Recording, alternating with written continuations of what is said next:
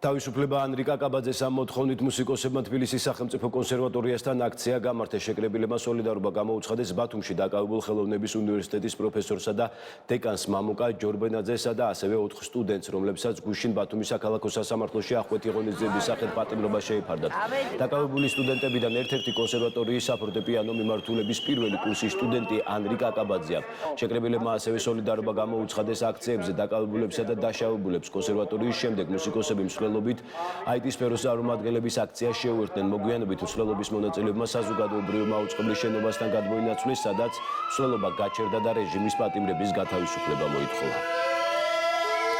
ანრი არის ერთ-ერთი ახალი თაობის ერთ-ერთი საუკეთესო მუსიკოსი. თქვენ იცით თითოეულ მათგანზე ჩვენ როგორ ზრუნავთ, როგორ ხელის გულზე ვატარებთ და დღეს რა ხდება?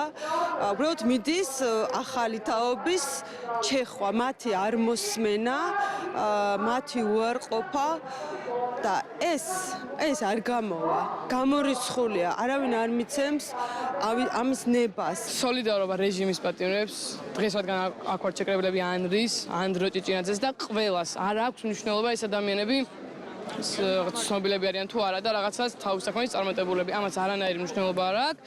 ჩვენ მუსიკოსებმა ძალიან სიმბოლურია რომ კონსერვატორიასთან უნდა დავაფიქსიროთ ჩვენი აზრი და ვფიქრობ რომ დღეს არის ის დრო, როცა უკვე ჩვენ ხელოვანებს, უბრალოდ ადამიანებს, რომლებიც ამდენი გამოდის გარეთ და ამას არავინ არ აშუქებს ისე რამდენიც ვართ და ვისაც არ გძირათ გამოდით და ნახეთ, ყველგან ამას ვიძახით და გთხოვთ, თუ გადართვა არ გინდათ სხვა არხებზე, გამოდით და ნახეთ რამდენი ვართ, იმიტომ რომ ჩვენ უკვე ხელისუფლებას ჩვენი სათქმელი ვაჩვენეთ რამდენი ვართ, ვაჩვენეთ რამდენად მშვიდობიანები ვართ. ძალიან ბევრი მიზეზი აქვს დღევანდელ ჩვენ შეკრებას და ჩემთვის მთავარი მიზეზი არის ის, რომ ეს ყველაფერი ჩვენ გარშემო ხდება, ეს უკანონო დაჭერები, უდანაშაულო ადამიანების უკვე ნელ-ნელა ძალიან ემსგავსება 37 წლის რეპრესიებს და ძალიან მინდა რომ ყველას საზოგადოებას პირველ რიგში მოუწოდო რომ გამოვხიზლდეთ რომ იმ შედეგამდე არ მივიდეს ჩვენი საზოგადოება, რაშიც ვიყავით ძალიან ცოტა ხნის წინ.